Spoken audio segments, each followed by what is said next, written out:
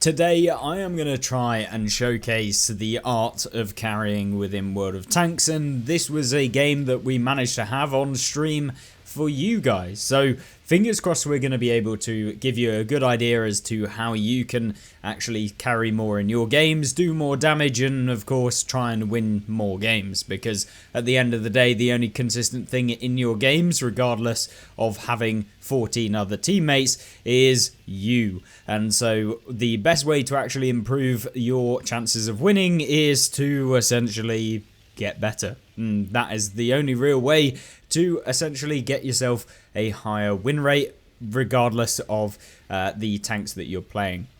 So in terms of what the outcome of this battle is, I will leave it up to you. But in terms of how much damage we can actually manage to do is pretty crazy, considering we're playing in a tier 7 tank destroyer, the Challenger, as well, which unfortunately is a vehicle that does run out of rounds pretty quickly because it only has 30 total rounds, which is not ideal when you are trying to carry in games. You want to have a stack of rounds to be able to consistently perform as you go through. But in terms of the intention here is to essentially preserve our hit points to the end of the game, or the late stages / end of the middle stage of the game, because if you lose your hit points at the very beginning when you are playing, it never goes well. And obviously, because you don't have that hit points to trade towards the later stage of the game where you can be one-on-one with someone.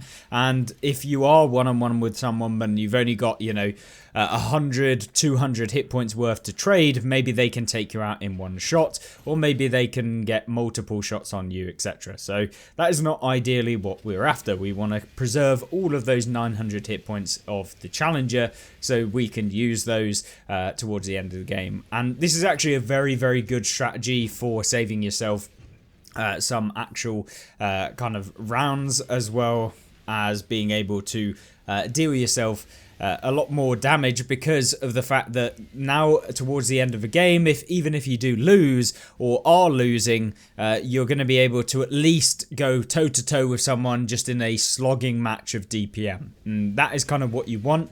And when you're in, a higher DPM tank, for example, like the Challenger, you can often out DPM a lot of the tanks, so you'll be dealing more damage to them than they were dealing to you, which means you can survive longer and essentially maybe get even more. Maybe you take them out and maybe you can have some free damage on someone else later down the line. Of course, that's only relevant to higher DPM tanks, but of course maybe we come up against a tier 9 which is just going to have more DPM than me. Now, in this specific game, you'll see that we are losing by 4 tanks already. It is looking like it's going to be a loss. There's a decent proportion of the match that is actually covered by the enemy team. We've only got a small portion, so maybe a quarter of the map is controlled by us. The enemy team have 3/4 of the map. This is often one of the key reasons why you lose games, and why lemming training is one of the worst things that you can do in the game. But equally, if you're seeing that 14 of your teammates are all together, you do not want to be the only one on the game that is on your own. So it's a case of choosing the right path, and predominantly, especially if you're playing a support tank like the Challenger, or a tank that relies on having lots of shots and not getting hit, well, you want to make sure that you got some teammates to trade. Trading is probably one of the best things, and provided that, you can hit your shots, unlike probably 90% of console players, you should be able to support your team far better than they are going to support you. That's kind of how I view it, is that rather than me being the one taking damage and our team not actually being able to hit people or knowing the weak spots, etc. of vehicles, we should be able to deal more damage and keep them actually still kicking, rather than, the other way around where, maybe we just get taken out because people don't know where to hit tanks and stuff like that. So it's basically a risk and reward, and in terms of going forward at the beginning, you can have some fantastic results, you can have good games, but more often than not, you're going to find yourself in situations where you needed the team to help you, and that is innately one of the worst things and worst positions that you can be in during your games, because You do not want to rely on other people in this game. It does not work like that, and most of the time you're going to be let down and get frustrated that you didn't have any team support. Trust me, I have been there. I still go to that place sometimes, and especially when you're trying to grind out for example, 100% marks of excellence, which we're still doing, by the way, as of the recording of this video, for the Challenger.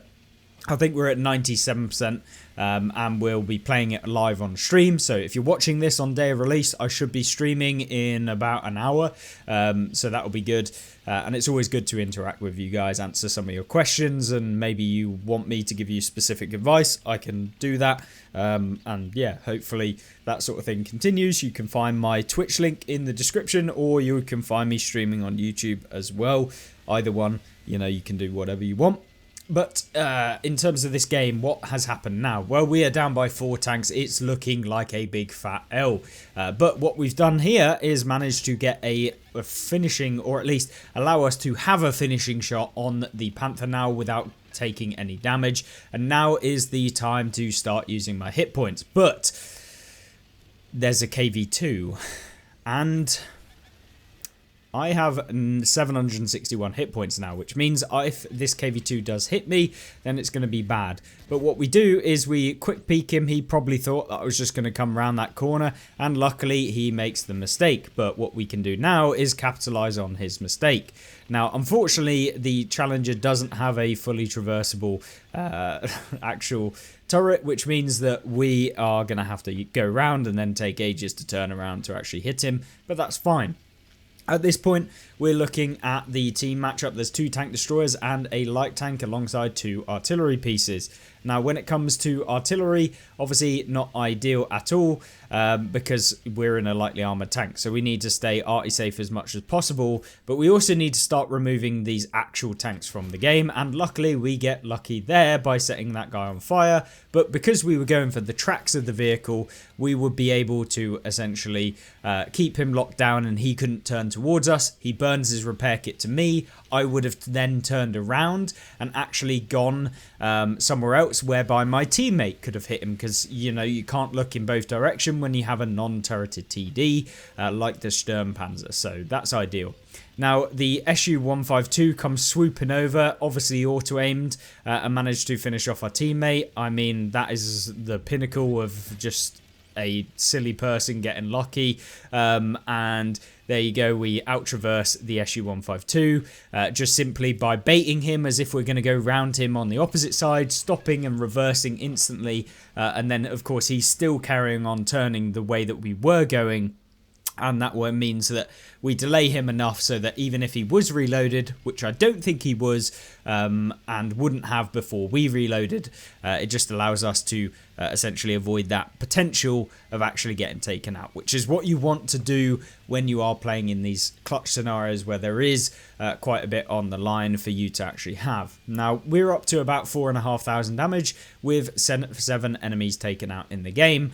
But if you notice at the very bottom of the screen, we only have 6 rounds left. We've got 4 APDS and we've got 2 HE, which is not very good, especially when you're trying to carry against artillery pieces, because of course the artillery changes that came with, I don't know, maybe like a year ago, where they increased the hit points of all of the artillery to almost like light tank standards. It does mean that we are going to struggle to take out a GW Panther and a M, it's not an M, it's an Su-11 or Su-8 or something.